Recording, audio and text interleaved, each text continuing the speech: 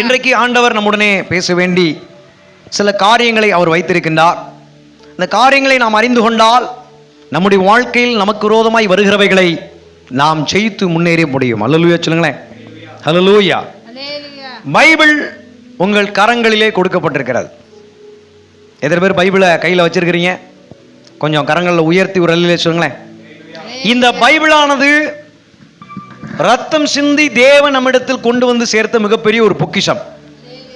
இந்த பைபிளில் இருக்கக்கூடிய, அதாவது இந்த சத்திய வேத வசனத்துக்குள் இருக்கக்கூடிய சகல காரியங்களையும் ஒரு தேவ பிள்ளையாய் இருந்து கொண்டு இயேசுவை விசுவாசித்து இதை வாழ்க்கைக்குள்ளே இந்த வசனங்களை எல்லாம் கொண்டு வந்தால் அந்த மனிதனை இந்த உலகத்திலிருந்து பரலோகத்திற்கே கொண்டு செல்லக்கூடிய ஒரு மகிமையான ஒரு பொக்கிஷமாய் இருந்து கொண்டிருக்கிறது. அல்லேலூயா. இந்த வார்த்தைக்குள் வல்லமை உண்டு, இந்த வார்த்தைக்குள் ஜீவன் உண்டு. இந்த வார்த்தை சகல காரியங்களும் உயிர்ப்பிக்கும். இந்த வார்த்தை வியாதியை சுகமாக்கும். இந்த வார்த்தை வாழ்க்கைக்குள் இருக்கிற போராட்டங்களை மாற்றும். எதிரியாய் வரக்கூடியவர்களை கூட முற்றிலுமாய் விரட்டி அடிக்கக்கூடிய ஒரு வல்லமை உள்ள ஒரு வார்த்தைனா அது ஆண்டவர் நமக்கு பரிசாய் கொடுத்த பரிசுத்த வேதாகமம். நாம நினைச்சுக்கிட்டு இருக்கிறோம் ஆண்டவர் ரட்சிக்க வந்தார் அப்படின்னு நினைச்சுக்கிட்டு இருக்கிறோம். அது 100% உண்மை. பாவிகளை ரட்சிக்கவே ஆண்டவர் இயேசு உலகத்தில் வந்தார். இது எல்லோரும் அறிந்தது. அவர் ரட்சிப்பதற்கு தன்னையே அவர் கொடுத்தார். இதுவும் எல்லோரும் அறிந்தது. ரத்தம் சிந்தினார், முழுவதுமாக அடிக்கப்பட்டார், நொறுக்கப்பட்டார், பாடுகளை துக்கங்களை எல்லாம் ஏற்றுக்கொண்டார், சகித்தார். நன்றாய் நமக்கு தெரியும். இதனுடைய காரியங்கள் பின்னே எப்படி இருக்கும் அப்படின்னா, வார்த்தையாய் இருந்த தேவன், வார்த்தையோடு கூட இருந்த தேவன், அந்த வார்த்தையாய் இருந்த தேவன் மாம்சமாக மாறி மறுபடியும் அவர் வார்த்தையாக நமக்கு வர வேண்டும் என்பதற்காகத்தான் அவர் உலகத்தில் மனிதனாக அவதரித்து வந்தார். அல்லேலூயா. இயேசு முக்கியம் அப்படின்னு சொல்லுகிற ஒரு கூட்டம் இருக்கு. இயேசு முக்கியம்னு சொல்ற ஒரு கூட்டம் இருக்கு. ஆனா வார்த்தைக்கு முக்கியத்துவம் கொடுக்காத கூட்டமாக மாறிட்டு இருக்கிறாங்க. வாயில இயேசு, ஆனா என்ன இல்லை, வாழ்க்கைக்குள்ள வார்த்தை இல்லை. அப்ப எனக்கு அன்பான தேவனுடைய பிள்ளைகளே, உங்க வாழ்க்கையில இயேசு இயேசு இயேசு இயேசுன்னு வரலாம், தப்பு கிடையாது. ஆனா வாழ்க்கைக்குள்ள வார்த்தை வர வேண்டும். இந்த வார்த்தைக்குள்ளே ஒரு சாட்சியுள்ள ஒரு வாழ்க்கை இருக்கிறது, ஜீவிதம் இருக்கிறது. அது நம்முடைய வாழ்க்கைக்குள்ளே என்ன செய்யணும், வர வேண்டும். இயேசு எப்படி வாழ்க்கை வாழ்ந்தாரோ அந்த வாழ்க்கை வருவதற்காகத்தான் தன்னை முழுவதுமாக கொடுத்து மறுபடியும் வார்த்தை என்கிற வடிவிலே நம்முடைய கரத்தில் கொண்டு வந்து வைத்திருக்கின்றார். இதுக்குள் இருக்கிறவைகளை புரிந்து கொள்வதற்கு அவர் ஆவி என்கிற ரூபத்திலே மறைந்து நம்முடைய இருதயத்தில் வந்து விட்டார். சொன்னார், நீங்களே எனக்கு ஆலயம், உங்களுக்குள்ளே என்னுடைய ஆவி வாசமாய் இருக்கிறது என்று வேதத்தின் வழியாக நம்மோடு பேசுகின்றார். இப்போ குடும்பங்களிலே, தனிப்பட்ட ஜீவியத்திலே ஏன் பிசாசுடைய போராட்டங்கள் வருகிறது, ஏன் பிசாசுடைய சோதனைகள் வருகிறது, பலருக்கும் தெரிவது இல்லை. இதை புரிந்து கொள்வதற்கு நமக்கு தேவ ஞானம் அவசியப்படுகிறது. அல்லேலூயா. நம்ம நினைக்கிறோம் இயேசுநாதர் தான் நமக்காக மரிச்சார் அப்படின்னு. இயேசு கிறிஸ்து தான் நமக்காக வந்து மரிச்சார் இந்த வார்த்தையை சேர்க்கறதுக்குன்னு. அது மட்டுமல்ல, இயேசுநாதருக்கு பிற்பாடு இயேசு உருவாக்கிய ஒவ்வொரு சீசர்களும், அவர்களுக்கு பின்னே உருவாக்கப்பட்ட சீசர்களும், இப்படியே உலகம் முழுவதும் அவர்கள் சிதறடிக்கப்பட்டு அவர்கள் ஒவ்வொரு நபரும் இரத்த சாட்சியாக மரித்து அவர்கள் மூலமாகத்தான் இந்த வேதம் இன்றைக்கு நம்முடைய கைகளில் இருக்கிறது. மிஷனரிகளாக, தீர்க்கதரிசியாக, சுவிசேஷர்களாக, போதகர்களாக, அப்போஸ்தலர்களாக உலகமெங்கிலும் அவர்கள் பரவி இந்த வார்த்தையை இன்று இந்த சின்ன கிராமத்திலே நாம் வைத்து தியானிப்பதற்கு, ஆராதிப்பதற்கு, ஜனங்களுக்கு போதிப்பதற்கு உதவியாய் இருக்கும்படி அன்று அவர்கள் இரத்த சாட்சியாய் மரித்திருக்கிறார்கள். இந்த விருதுநகர் மாவட்டம், இந்த சிவகாசி பகுதியிலே ராக்லாந்து என்று சொல்லப்படுகிற ஒரு மிஷனரி இந்த பகுதிக்கு வந்து ஊழியம் செஞ்சு தன்னுடைய சொத்து பத்துக்களை எல்லாம் விற்று ஆலயம் கட்டி, பள்ளிக்கூடங்கள் கட்டி, ஹாஸ்பிட்டல் கட்டி, ஆசிரமங்கள் கட்டி அவர்கள் என்ன செஞ்சிருக்கிறாங்க? தங்கள் வாழ்க்கையவே ஆண்டவருக்காக தியாகம் பண்ணினார்கள். அதன் மூலமாக ஆண்டுடைய ஊழியம், ஆண்டுடைய வார்த்தை, ஆண்டவரை குறித்துதான சுவிசேஷம் இந்த விருதுநகர் மாவட்டத்திலே பல்வேறு இடங்களிலே பரவுவதற்கு இரத்த சாட்சியாக மரித்த அந்த ராக்லாண்டு நமக்கு ஒரு முன்னுதாரணமாய் இருந்து கொண்டிருக்கின்றார். இயேசு கிறிஸ்துவுக்கு பிரதியாக அவர் இருந்து கொண்டிருக்கிறார். நீங்க நினைக்கலாம், யாரோ ஒரு ஆள் வந்து சொல்லிட்டு போனாங்க. இல்லை, அந்த ராக்லாந்து என்கிற அந்த மிஷினரி மூலமாகத்தான் இன்னைக்கு சிவகாசியில விருதுநகர் மாவட்டத்தில் நூற்றுக்கணக்கான திருச்சபைகள் உருவாகியிருக்கிறது. நூற்றுக்கணக்கான ஊழியக்காரிகள் உருவாகியிருக்கிறார்கள். நூற்றுக்கணக்கான சபைகள் மூலமாக விசுவாச குடும்பத்தார்கள் உருவாக்கப்பட்டிருக்கிறார்கள். இவர்கள் எல்லாம் உருவாக்கப்பட்டவருடைய நோக்கம் என்ன? பிசாசனுடைய கிரியைகளை அழிக்கும்படி தேவனால் உருவாக்கப்பட்டிருக்கிறார்கள். இன்னைக்கு நாமும் இப்படித்தான் இந்த அப்போஸ்தலர் அற்புத கூடாரத்திலே அமர்ந்து கொண்டு தேவனுடைய வார்த்தையை தியானித்துக் கொண்டிருக்கிறோம். தேவனுடைய சத்தத்தை கேட்டுக்கொண்டிருக்கிறோம். தேவன் பல்வேறு ஞானங்களை, புத்திகளை, புத்திமதிகளை நமக்கு கொடுத்து கொண்டே இருக்கின்றார். எதற்கு? யாரையடா விழுங்கலாம் என்று கர்ச்சிக்கிற சிங்கம் போல வகை சுற்றி திரிந்து கொண்டிருக்கிற அந்த சாத்தானை ஜெயிப்பதற்காகத்தானே. திருடன் திருடவும் கொல்லவும் அழிக்கவும் வருகிறானே அன்றி வேறொன்றுக்கும் வருவதில்லை. நானோ அவைகளுக்கு ஜீவன் உண்டாயிருக்கவும் அந்த ஜீவன் பரிபூரணப்படவுமே வந்தேன் என்று சொன்னார் அல்லவா. அவர் எப்படி இருக்கிறார் என்றால் சத்திய வேத வசனமாய் இருந்து கொண்டிருக்கிறார். அவர் நமக்குள்ளே தேவ ஆவியாகவும் இருந்து கொண்டிருக்கிறார். ஆவியும் சத்திய வார்த்தையும் இணையும் போது சாத்தான் நமக்கு முன்னே நிற்கவே முடியாது, பயந்து ஓடி விடுவார். ஹல்லேலூயா. அப்ப முதலாவது நீங்கள் அறிந்து கொள்ள வேண்டும், சாத்தான் எப்படிப்பட்டவன் என்று அறிந்து கொள்ள வேண்டும். நீங்கள் கைகளில் வைத்திருக்கின்ற இந்த பைபிள் முழுவதும் சாத்தான் மனிதனை அழிக்க 3 வழிகளிலே அவன் கிரியை செய்ததை நீங்கள் பார்க்க முடியும். அதில் முதலாவது சாத்தான் இருதயத்தை நிரப்புவான். இரண்டாவது சாத்தான் தூண்டி விடுவான். மூன்றாவது பிசாசு தன் தந்திரங்களினாலே கிரியை செய்வான். இந்த 3 காரியங்கள் மூலமாகத்தான் அன்றைக்கு ஆதாம் ஏவாள் முதல் ஆதி மனிதனாக படைக்கப்பட்ட, மனுஷியாக படைக்கப்பட்ட அவங்க கிட்ட இருந்து அவன் தன்னுடைய கிரியைகளை ஆரம்பித்து இன்றைக்கு வரைக்கும் அவன் செய்து கொண்டே இருக்கிறான். இது எங்கே தொடங்கினது என்று கேட்டால், தேவாதி தேவ தூதர் கூட்டங்கள் பரலோகத்திலே ஆண்டவருக்கு வேலை செய்து கொண்டிருந்தார்கள். கேருபின்கள் சேருபின்கள் கர்த்தரை ஓய்வின்றி துதித்து பாடி ஆராதித்துக் கொண்டிருந்தார்கள். காவிரியல் தூதர் கூட்டங்கள் செய்திகளை தேவனிடத்திற்கும் மற்ற தேவ தூதர் கூட்டங்களிடத்திற்கும் கொண்டு சென்று கொண்டிருந்தார்கள்.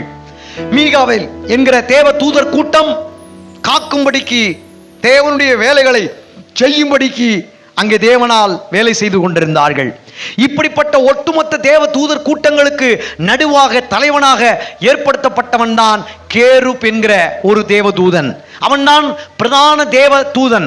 அவனுக்குத்தான் சகல அதிகாரங்கள் கொடுக்கப்பட்டது. ஆண்டவருக்கு கீழே இருந்து செயல்படும்படி ஆண்டவரால் ஏற்படுத்தப்பட்ட தேவ தூதன் தான் அந்த பிரதான தூதன் கேருப் என்கிறவன். அவன் அங்கேயே என்ன செஞ்சானா, இதை போலவே தேவ தூதருடைய இருதயங்களை நிரப்புகிறவனாகவும், தேவ தூதர் கூட்டங்களுக்குள்ளே ஒருவருக்கு விரோதமாய் ஒருவர் தூண்டி விடுகிறவனாகவும், தேவ தூதர் கூட்டங்களுக்குள்ளே தந்திரமாய் செயல்படக்கூடியவனுமாய் இருந்தபடியினாலே அவன் பரலோகத்திலிருந்து சபிக்கப்பட்டு தள்ளப்பட்டு விழுந்தான் என்று வேதம் நமக்கு சாட்சி கொடுக்கிறது. ஒரு அல்லேலூயா சொல்லுங்களேன். அல்லேலூயா. இருக்கிறீங்களா? அல்லேலூயா. அதை போலவே தேவனும் 3 விதமான காரியங்களை செய்கின்றார். அவர் என்ன செய்கின்றார்? மனிதனை மண்ணினாலே படைத்து அவனுடைய நாசியிலே ஜீவ சுவாசத்தை ஊதி அவனை ஜீவ ஆத்துமாவாக மாற்றினார். அப்படி என்றால் என்ன அர்த்தம்? ஆவியானவர் ஜலத்தின் மீது அசைவாடி கொண்டிருந்தார். அந்த ஆவியானவரை இந்த மண்ணுக்குள்ளே அவர் அனுப்புகிறார். மண்ணுக்குள்ளே அனுப்புகிற போது அந்த மண்ணானது உயிர் பெற்று அது ஒரு முழு உயிருள்ள மனிதனாய் மாறினது. அல்லேலூயா. அந்த மனிதனுக்குள்ளே இப்போது என்ன இருந்தது என்று நீங்கள் பார்த்தால் மனிதனுடைய இருதயத்தை தேவ ஆவியினாலே நிரப்பினார் என்று பார்க்க முடிகிறது. அல்லேலூயா. இரண்டாவது, தேவ கிருபையிலே நாம் காத்து நடப்பதற்கு தேவன் உதவி செய்கின்றார். மூன்றாவது, சத்தியத்திலே நடக்கும்படிக்கும் சத்தியத்தின் மூலமாக ஒரு விடுதலை உள்ள வாழ்க்கையை நாம் வாழ வேண்டும் என்பதற்காக தேவன் உதவி செய்கின்றார். அல்லேலூயா. பிசாசு இருதயத்தை நிரப்புறா, தேவன் தேவ ஆவியை வைக்கிறார். பிசாசு தூண்டி விடுறா, தேவன் தம்முடைய கிருபையினால் நம்மை காக்கிறார். பிசாசு தந்திரம் பண்றா, ஆண்டவர் சத்தியத்தை கொடுத்து விடுதலை செய்கின்றார். அல்லேலூயா. ஹல்லேலூயா. அல்லேலூயா. இதுதான் பிசாசுக்கும் ஆண்டவருக்கு இருக்கிற வித்தியாசம். ஒரு அல்லேலூயா சொல்லுங்களேன். அல்லேலூயா. அப்ப எனக்கு அருமையான தேவனுடைய பிள்ளைகளே, இந்த அப்போஸ்தல அற்புத கூடாரத்தின் சபை மக்களே, விசுவாசிகளே, சாத்தான் இருதயத்தை நிரப்புகிறான் என்று சொன்னேன். ஆண்டவர் பரிசுத்த ஆவியினாலே நிரப்புகிறார் என்று சொன்னேன். அல்லேலூயா சொல்லுங்களேன். அல்லேலூயா. அப்ப இதற்கு பைபிளிலே உதாரணங்கள் இருக்கிறதா என்று கேட்டால், புதிய ஏற்பாடிலே அப்போஸ்தலர் நடபடிகள் புஸ்தகத்தில் 5ஆம் அதிகாரம் 3ஆம் வசனத்தில் அங்கே ஒரு சம்பவம் இருக்கிறது. அங்கே மறுதலித்து போனவன் சேவல் கூவுவதற்கு முன்னே 3 முறை ஆண்டவர் இயேசுவை யார் என்று தெரியாதென்று மறுதலித்த ஒரு மனிதனை மனம் திரும்பும்படி செய்து மன்னிப்பை பெற்றுக்கொண்டு தேவ ஆவியினால் நிரப்பப்பட்டு பின்பு எல்லா சீசர்களுக்கும் தலைமை போதகராக அப்போஸ்தலனாக மாற்றப்பட்ட ஒரு நபர் தான் பேதுரு. அல்லேலூயா. மீன் பிடிக்கிற வேலையை செய்யற அவனை மனுஷர்களை பிடிக்க செய்வேன் என்று வாக்குத்தத்தம் பண்ணி சகல அபிஷேகங்களை கொடுத்து இந்த மனிதனை உருவாக்கி வைத்திருந்தார் இயேசு கிறிஸ்து. அல்லேலூயா. அந்த பேதுரு தேவ ஆவியினாலே ஏவப்பட்டு பேசி ஒரே நாளில் 3000 பேரை கர்த்தர் ரட்சித்து கொண்டு வந்தார். அல்லேலூயா. பின்பு ஒரு இடத்தில் போகும்போது தாயின் வயிற்றில் பிறந்தது முதல் முடவனாய் சப்பானியாய் இருந்தவனுக்கு, என்னிடத்தில் வெள்ளியும் இல்லை, என்னிடத்தில் பொன்னும் இல்லை, என்னிடத்தில் ஒன்று இருக்கிறது, அதை நான் உனக்கு தருகிறேன், நசரனாய் இயேசு நாமத்தினாலே எழுந்து நட என்று சொல்லி தாயின் வயிற்றில் பிறந்தது முதல் சப்பானியாய் இருந்தவனை என்ன செஞ்சாங்க? நடக்கும்படி கர்த்தர் மாற்றி கொடுத்தார். அல்லேலூயா. இந்த அற்புதத்தை பார்த்த உடனே அநேக ஜனங்கள் வெள்ளியையும் பொன்னையும் விலையுயர்ந்த காரியங்கள் எல்லாவற்றையும், நிலத்தையும் சொத்தையும் எல்லா காரியங்களையும் வித்து கொண்டு வந்து இந்த பேதுனுடைய பொற்பாதத்தில் சமர்ப்பித்தார்கள். அல்லேலூயா. இந்த நிலம் என்னை நடத்த வேண்டாம், இந்த நிலத்தில் நான் விதை விதைச்சா அது எனக்கு ஒரு பலனை கொடுக்குது, அது எனக்கு கடவுள் மாதிரி இருக்கு, எனக்கு அது கடவுளாக இருக்க வேண்டாம், நீர் எங்களுக்கு நல்ல கடவுளை காட்டுகிறீர், இந்த எல்லாம் உமக்கு நாங்கள் சமர்ப்பிக்கிறோம், எங்கள் வாழ்க்கையை நீங்கள் நடத்துங்க அப்படின்னு சொத்து பத்துக்கள் எல்லாத்தையும் கொண்டு வந்து எங்கே போட்டாங்க? பேதுருனுடைய காலில் போட்டாங்க. இப்படியே ஒரு நபர், 2 நபர், 3 நபர் அந்த ஏரியாவில் இருக்கக்கூடிய எல்லாரும் சேர்ந்து, ஐயா நீங்கள் ஒரு பெரிய தீர்க்கதரிசியாக இருக்கிறீங்க, நீங்கள் ஒரு அப்போஸ்தலராக இருக்கிறீங்க, நீங்கள் ஆண்டவருடைய ஊழியக்காரராக இருக்கிறீங்க, நீங்கள் என்ன சொன்னாலும் நாங்கள் கேட்குறோம், இந்தாங்க எங்கள் வாழ்க்கையினுடைய நம்பிக்கையினுடைய அஸ்திவாரம் இந்த பணமும் பொருளும் தான், இந்த சொத்து தான், இதை நீங்கள் வச்சு எங்களை நடத்துங்க அப்படின்னு மொத்தத்தையும் கொடுத்துட்டாங்க. இருக்கிறீங்களா? அல்லேலூயா. இன்னைக்கு அப்படி சொன்னா எத்தனை பேர் கொண்டு வருவீங்க? இன்னைக்கு கிறிஸ்தவர்கள் எத்தனை பேர் அப்படி சொன்னா கொண்டு வருவீங்க? அப்படி கொண்டு வர முடியாது, சாத்தியம் இல்லை அப்படின்னு எத்தனையோ கிறிஸ்தவர்கள் பின்வாங்கி போயிட்டார்கள். அப்ப அந்த கூட்டத்துக்குள்ளே அனனியாள் சப்பிராள் என்கிற ஒரு குடும்பம் வருகிறது. அனனியா சப்பிரா கணவன் மனைவி எல்லாரும் சொத்தை வித்து கொண்டு வந்து கொடுக்குறாங்க. யாருக்கும் தெரியாது யார் நம்மளை பார்க்குறா அப்படின்னு நினச்சிக்கிட்டு தன் விற்று வைத்திருக்கின்ற அந்த சொத்தினுடைய பணத்திலே பாதியை ஒழித்து விட்டு மீதி பாதியை கொண்டு வந்து, இவ்வளவு தான் நாங்கள் விற்றோம், இந்தாங்க அப்படின்னு எல்லாரையும் போல அந்த பேதுரு ஊழியக்காரருடைய பாதப்படியில் வச்ச உடனே அப்படியே செத்து போயிட்டாங்க. அப்படியே செத்தாச்சு. பணத்தை தூக்கிட்டு போகிறாங்க. முதல்ல கணவன் வந்தார், இந்த பொய்யா வந்தார், ஏமாற்றி வந்தார், வஞ்சித்து வந்தார், உடனே இறந்து போன உடனே அந்த பணம் வெளியே போகுது, மனைவி வராங்க. என்ன யார் போறா அப்படின்னு பார்க்கல. மனைவியும் வந்து சொல்றாங்க, இவ்வளவுதான் வித்தோம், இவ்வளவுக்கு தான் போச்சு அப்படின்னு பாதி வீட்டில் ஒளிச்சு வச்சுக்கிட்டு பாதியை கொண்டு வந்து வச்சாங்க. அது எதற்கு அடையாளம் என்றால் தன் இருதயத்துக்குள்ளே பிசாசு புகுந்ததுக்கு அடையாளம். தன் இருதயத்தில் பிசாசு சில காரியங்களை நிரப்பினதற்கு அடையாளம். கடவுளா உலகமா, கடவுளா பணமா, எது நம்மளை நடத்தும்? சந்தேகம், குழப்பத்தை விதைச்சிட்டான், அவிசுவாசத்தை கொடுத்துட்டான். அவிசுவாசத்துக்கு அடையாளம் தான் அந்த அனனியா சப்ரியாளுடைய மரணம்.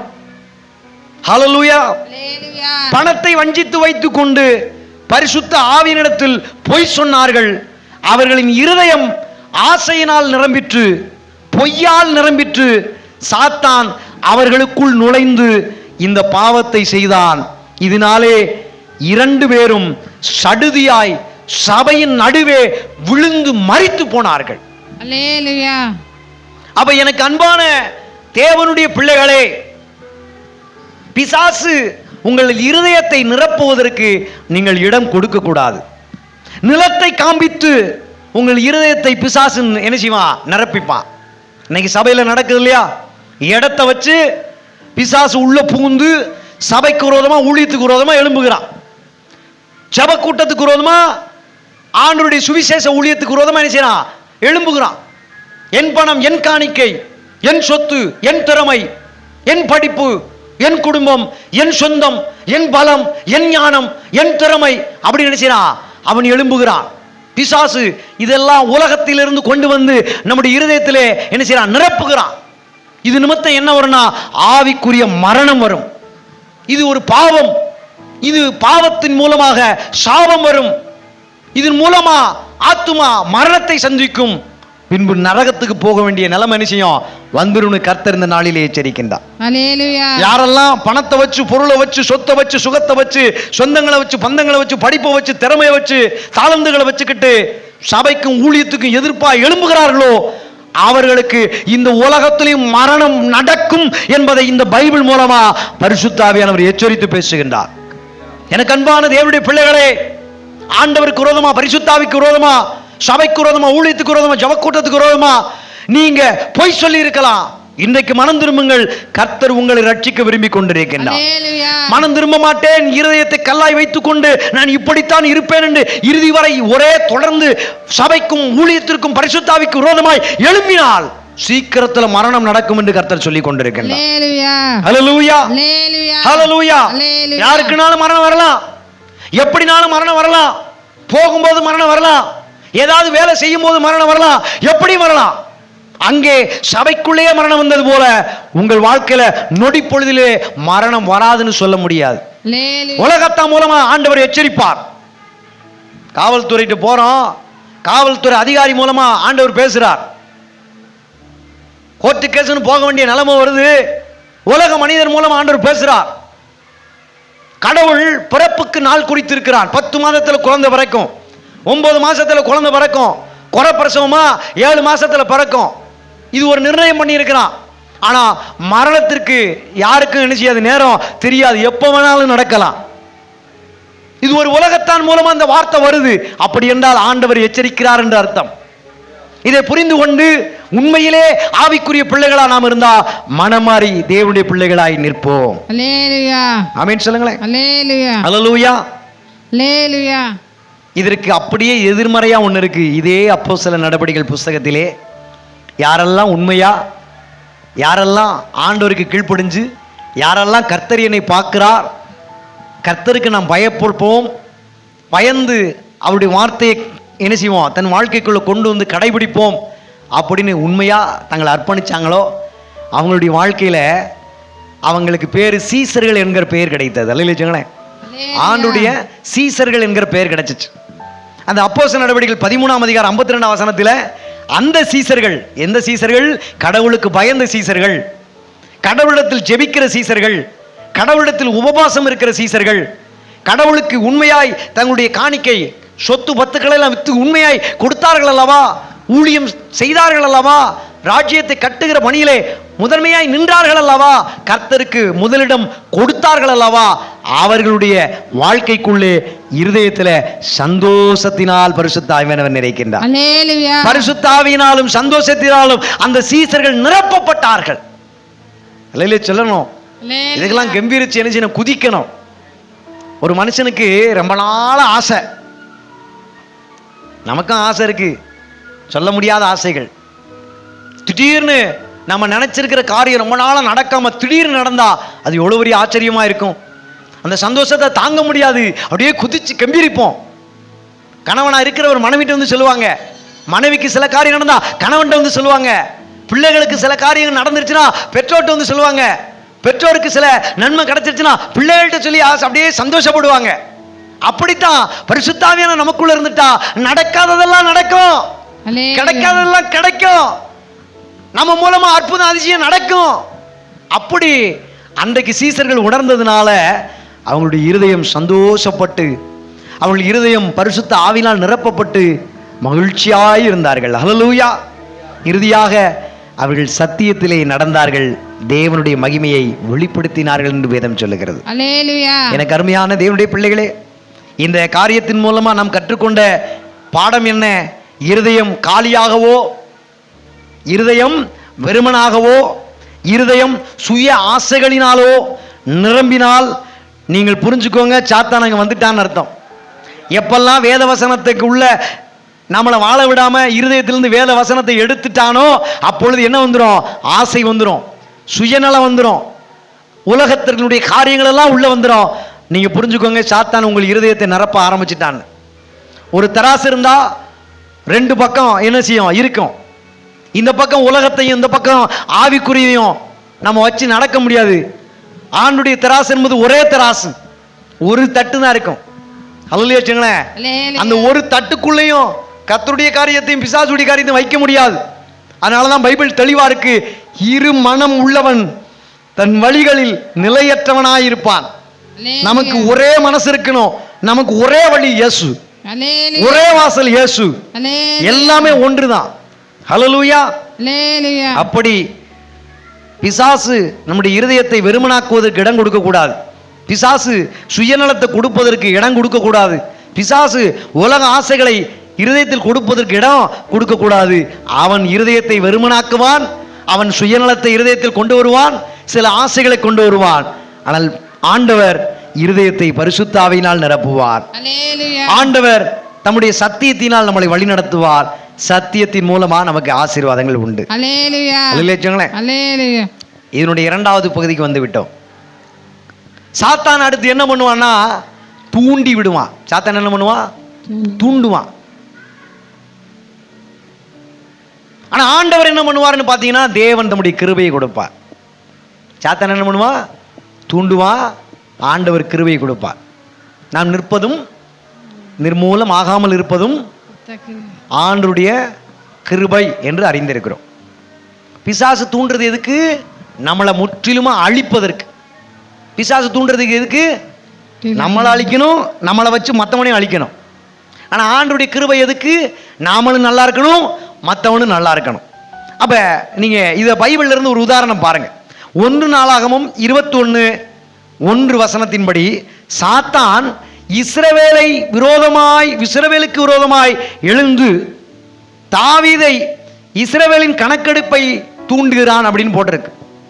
தாவீது ராஜா ஒரு பெரிய தேவனுடைய மனுஷன். அவன் சாதாரண ஆடு மேய்க்கிற வேலையை செஞ்சுக்கிட்டு இருந்தாலும் அவனை பிரிச்செடுத்து தீர்க்கதரிசி மூலமா அபிஷேகம் கொடுத்து அவனை இஸ்ரவேலின் ராஜாவாக பெரிய மனுஷனாக கர்த்தர் என்ன செஞ்சிருக்கிறாரு? கொண்டு போய் வச்சிருக்கிறார். ஆனாலும் சாத்தான் இந்த தாவீதை தூண்டி எத்தனை பேர் இருக்காங்க, எத்தனை பேர் இல்லை, போய் கணக்கெடு அப்படின்னு ஆண்டவருக்கு விரோதமா கணக்கெடுக்கிற வேலையை ஏவி விட்டான், தூண்டி விட்டான். சபையில் எத்தனை பேர் வராங்க? ஊழியத்தில் உங்க சர்ச்சில் எத்தனை பேரா இருந்தா உனக்கு என்ன? எத்தனை குடும்பம் இருந்தா உனக்கு என்ன?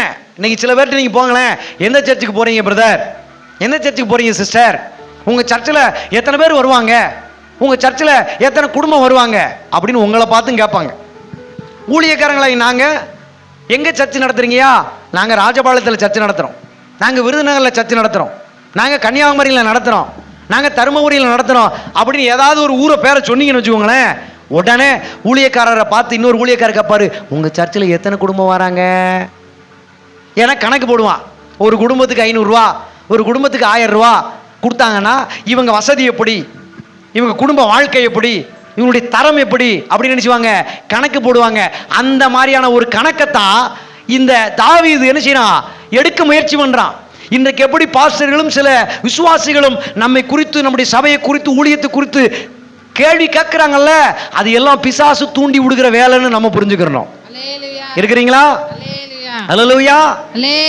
ஆமா, அது தாவீது கிட்ட இந்த வாழ்க்கை இருக்கு, அப்படிப்பட்ட சுபாவம் இருக்கு.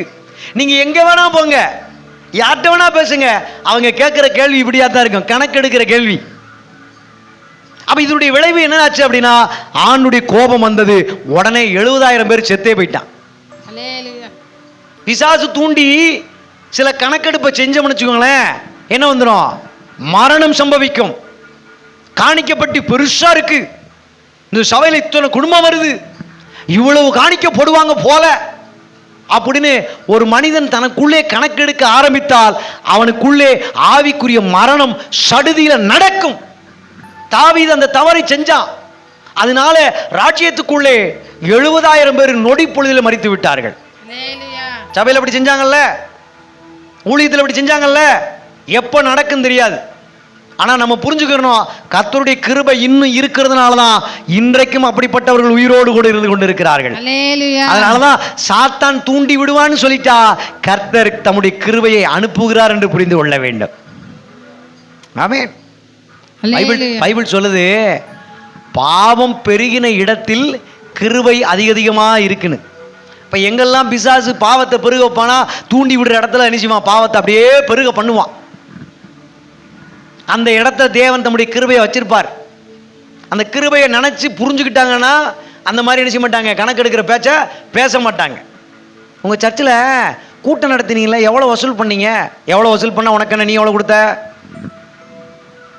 நீ எவ்வளவு கொடுத்த, அந்த எண்ணம் வரமாட்டேங்க. போடுவான் 10 ரூபா, கேட்பான் 1000 கேள்வி.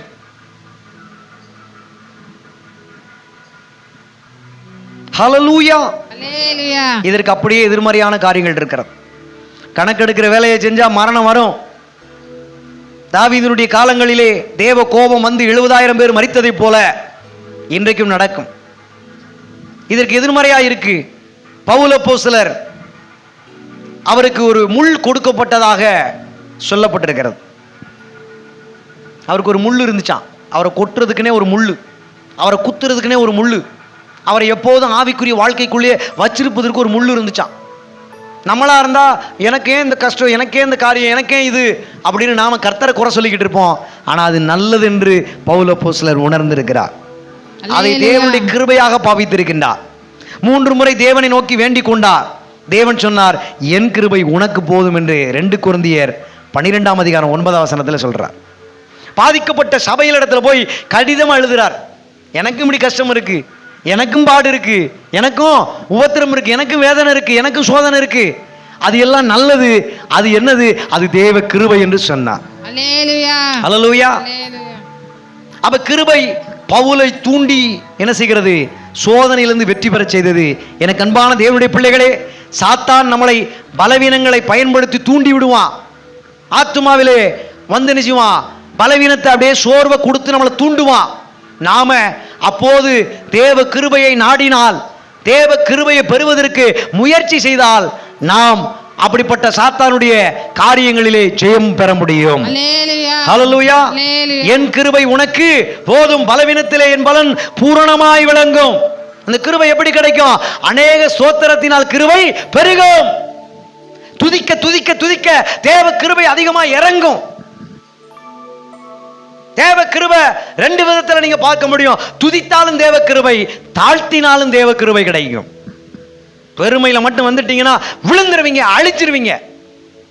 உங்களை பெருமையா வைக்கிறதுக்கு தான் பிசாசு தூண்டி விடுவான்.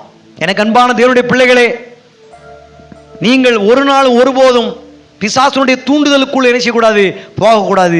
கர்த்தருடைய ஏவுதலுக்குள் வாங்க, கிருபையை பிடித்துக் கொள்ளுங்கள், உங்கள் சோதனையிலே நீங்கள் வெற்றி பெறுங்கள். அல்லேலூயா. தேவனுடைய கிருபை நமக்கு வல்லமையாய் தாங்கும் சக்தியாய் இருக்கிறது, இறுதி வரை நடத்தும். அதனால தொடர்ந்து ஆண்டுடைய நாமத்தை மகிமைப்படுத்தி முன்னேறுங்கள். அல்லேலூயா. மூன்றாவது பகுதி, கடைசி பகுதி, பிசாசு தன் தந்திரத்தை பயன்படுத்துவான், ஆண்டவர் சத்தியத்தை கையில் எடுப்பார். அல்லேலூயா. பிசாசு தன் தந்திரத்தை பயன்படுத்துவான், ஆண்டுடைய பிள்ளைகளுக்கு சத்தியத்தை கொடுத்து நடத்துவார். அதிலே உதாரணங்கள் இருக்கிறது உங்களுக்கு தெரியும். ஏவாள் ஆதாமிடமிருந்து பிரிந்து தனிப்பட்ட நேரத்தில் இருக்கும் பொழுது அந்த சாத்தானானவன் சர்ப்பம் ரூபம் கொண்டு வந்து ஆண்டவர் தோட்டத்தில் விளக்கின விருட்சத்தினுடைய பலத்தை புசிப்பதற்கு என்ன செஞ்சான்? தன் தந்திரத்தை பயன்படுத்தினான் என்று பைபிள் சாட்சியாயிருக்கிறது. அந்த ஏவாளை தந்திரமாய் ஏமாற்றினது.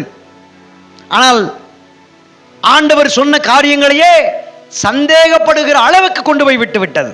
உண்மையா தேவன் சொன்னாரா அப்படின்னு சந்தேகத்தை எழுப்புகிற அளவுக்கு இந்த சாத்தானானவன் தந்திரமாய் செயல்பட்டான் என்று நாம் வேதத்தில் பார்க்க முடிகிறது. பிசாசு தன் தந்திரத்தை பயன்படுத்தும் பொழுது ஒரு மனிதன் அந்த தந்திரங்களுக்கு துணைப்பட்டால், இடைப்பட்டால், அதில் விழுந்து விட்டால் என்ன நடக்கும்? மனுஷன் பாவத்தில் விழுவான். பிசாசுடைய தந்திரமே மனுஷனை பாவத்தில் விழ வைக்கணும். பாவத்தில் விழுந்தா பாவத்தின் சம்பளம் மரணம் வரும்.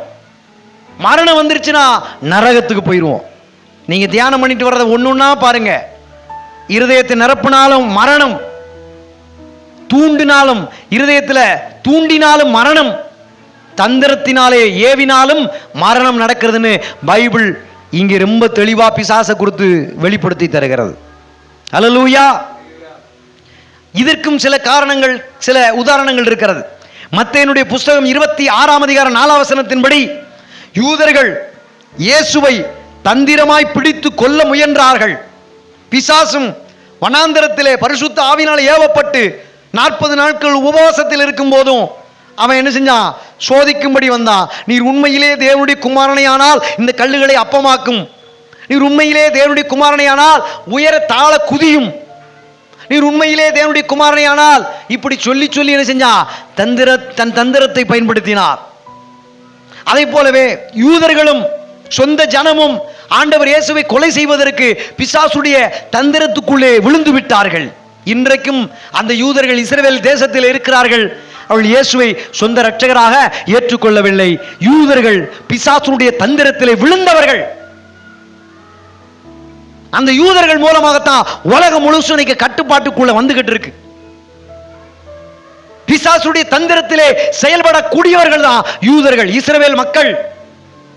நாம் ஆண்டுடைய மக்களாக இருந்து கொண்டிருக்கிறோம். நாம் பிசாசுடைய தந்திரங்களில் இருந்து விடுதலையாக்கப்பட்டவர்கள். ஒரு அல்லேலூயா கர்த்தரை மேம்படுத்தலாமா? ஹல்லேலூயா. 2 கொரிந்தியர் 2ஆம் அதிகாரம் 11ஆம் வசனத்தின்படி நாம் சாத்தானால் மோசம் போகக்கூடாது என்று அங்கே பவுல் அப்போஸ்தலர் நம்மை பார்த்து சொல்லுகின்றார். தந்திரத்தில் விழுந்துட்டீங்கன்னா கஷ்டம், வெளியே வர முடியாது, தப்பிக்க முடியாது, குடும்பம் சின்ன பண்ணமா ஆயிரும். ஏவாள் ஆதாமுக்கு மனைவியாக இருந்தோம். கணவன் மனைவி உறவிலே விரிசல் வருகிறது. நீர் படைத்த மனைவிதானே எனக்கு பலத்தை கொடுத்தா, விரிசல் வந்துருச்சு. நிறைய குடும்பங்கள் சீரழிகிறது, நிறைய பெற்றோர்கள் அழுகிறார்கள், பிள்ளைகளுடைய வாழ்க்கை மோசமாகிறது. காரணம் பிசாசு தன் தந்திரத்தை குடும்பத்தில் கொண்டு வந்து விட்டான், சபைக்குள்ளே கொண்டு வந்து விட்டான். ஒரு விசுவாசிக்கும் இன்னொரு விசுவாசிக்கும் பிடிக்கல, ஒரு விசுவாச குடும்பத்துக்கு இன்னொரு விசுவாச குடும்பத்துக்கும் பிடிக்கல. தன் தந்திரத்தை பயன்படுத்தி ஏமாற்றுகிறான். இறுதியிலே சபை பிசாசுடைய தந்திரத்துக்குள்ள சிக்கி சபை 2ஆக பிரிகிறது, சபை 4ஆக பிரிகிறது. சில விசுவாசிகள் விசுவாசத்தில் பின்மாறி அவர்கள் மறுபடியும் உலக வாழ்க்கைக்கு போய்விடுகிறார்கள். இன்றைக்கு உலகத்திலே ஆஸ்திரேலியா என்கிற மிகப்பெரிய தேசம் இருக்கிறது. 2021ஆம் ஆண்டிலே கிறிஸ்தவர்கள் எத்தனை என்று கணக்கெடுத்தார்கள்? 91% மேல் கிறிஸ்தவர்களாக இருந்தார்கள். இந்த வருடம் 2025 போய் கணக்கெடுத்தாங்க, பார்த்தா 68% குறைஞ்சிட்டாங்க. என்ன நடக்கு? உலகம் முழுசும் 55,000 சபையை பிசாசு தன் தந்திரத்தினால் பூட்டிட்டான். சர்ச்சு சூப்பர் மார்க்கெட்டா மாறிடுச்சு, சர்ச்சு பெரிய மாலா மாறிடுச்சு, சர்ச்சு சினிமா தியேட்டர்களா மாறிடுச்சு, சர்ச்சு மசூதிகளா மாறிடுச்சு. சர்ச்சு மதுபானம் குடிச்சு டான்ஸ் ஆடி பொம்பளைங்களா சேட்டை பண்ணுவாங்கல்ல, அப்படிப்பட்ட விபச்சார விடுதியா மாறிடுச்சு. இதுக்கெல்லாம் காரணம் என்ன? பிசாசுடைய தந்திரத்தில் கிறிஸ்தவர்கள் விழுந்து விட்டார்கள்.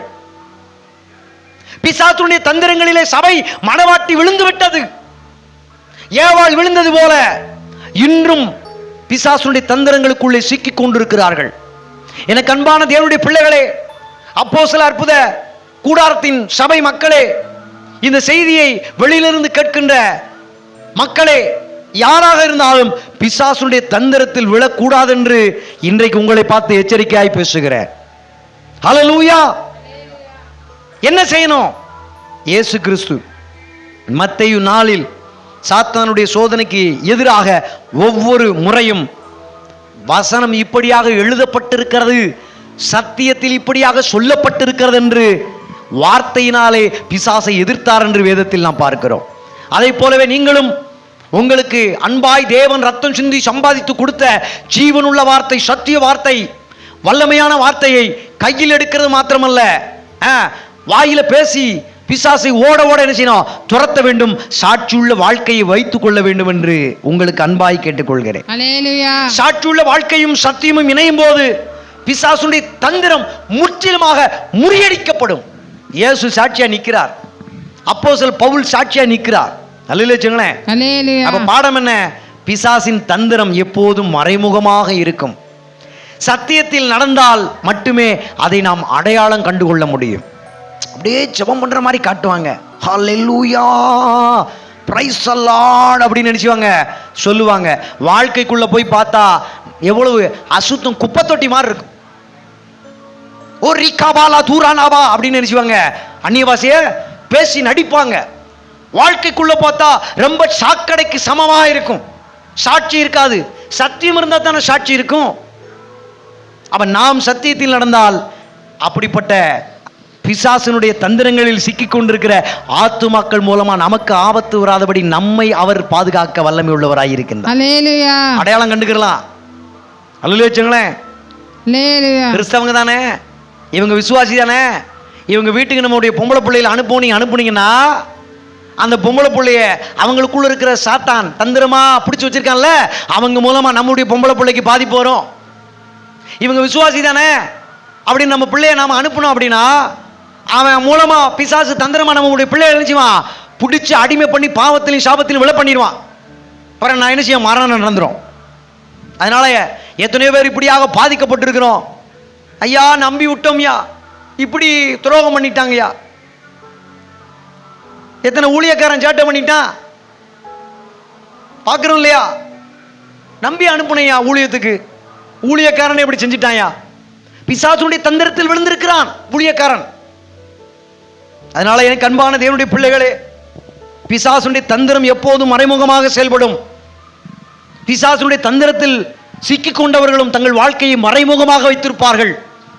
வெளியிலே ஒரு வேஷம், உள்ளே ஒரு வாழ்க்கை, மோசமான வாழ்க்கை வாழுவார்கள்.